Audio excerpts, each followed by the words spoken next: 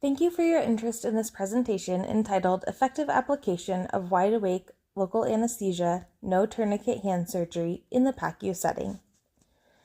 We have been completing minor hand cases such as carpal tunnel and trigger fingers using this approach, which we now abbreviate to Wallant, for the past 3 years at our facility.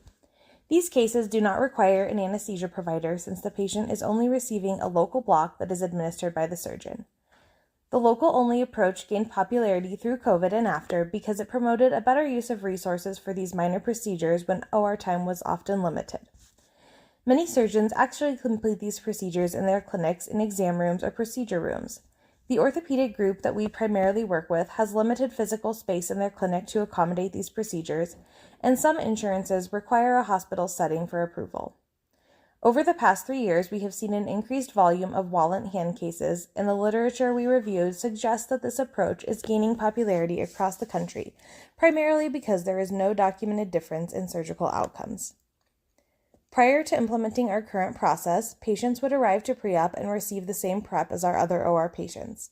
A nurse would accompany the patient from pre-op to the OR and then to recovery, while the OR nurse and scrub would attend to the surgical field and surgeon's needs intraoperatively. This met the guidelines for RN monitoring and also supported the care in the OR. Despite the fact that the procedure itself was very short, these cases were time-consuming for staff because they required an additional nurse for monitoring and also a full turnover of the OR like any other OR case.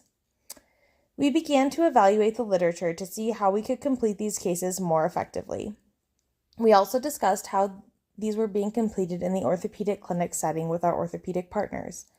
We then brought this information forward to infection prevention leadership in our hospital to review as well. With approval from infection prevention, we began to evaluate other spaces where we could support these procedures that were outside the main OR setting.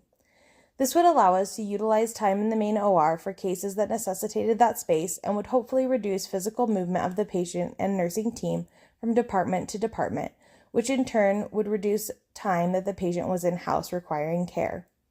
We completed an air study on the enclosed PACU bays to ensure that they did not have negative pressure when the doors were closed, and identified a bay that trended positively when the doors were closed as an ideal space. We worked in collaboration with the OR specialty coordinator and one surgeon champion to streamline the supplies and instruments for the case, and created a workflow document detailing the process for both OR and PACU nurses. With this new process, instead of the pre-op nurse coming to the OR for patient monitoring, the OR comes to PACU. The OR team sets up a small sterile field with necessary supplies, and one circulator comes to prep and document the case. The surgeon brings a first assistant who functions as the scrub. The pre-op nurse preps the patient in the adjacent bay while the OR team sets up in the enclosed bay. This reduces any unnecessary movement of the patient, and since the patient is not crossing into a restricted area, they do not have to change into a gown. They only need to expose the surgical site for prep. This reduces time on both pre-op and recovery for the patient. The pre-op nurse still monitors the patient during the procedure in the designated PACU bay. We created standardized post-op education with input from the champion surgeon, and the nurse reviews this prior to the case with the patient while awaiting the surgeon arrival. This has also helped expedite time from procedure to discharge from phase 2. From a scheduling standpoint, we were previously scheduling these Wallant cases as the first cases of the day to allow the pre-op nurse to travel with the patient. Now, with our new workflow, we are scheduling these as the second and fourth case or every other case. This allows the surgeon's cases in the main OR to continue to progress and the Wallants to be completed in PACU during the turnover time of the main OR cases. This has really maximized the efficiency of the day for the surgeon. Ultimately, this process change has resulted in 30% less total time that the patient is in-house. This maximizes convenience for the patient, but also decreases the staff nursing time required by about 30 minutes per case. If we have multiple cases in a day, that really starts to add up.